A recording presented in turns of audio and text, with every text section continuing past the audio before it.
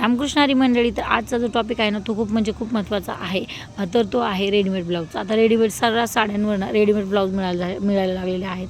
मग बायका लेडीजला वाटतं पण चला ब्लाऊज मिळतो आहे साडीच्या सोबत, साडीसोबत ब्लाऊज पण मिळून जातं, त्या पैशात दोन्ही कामं होतात म्हणून मग बायका घेऊन टाकतात.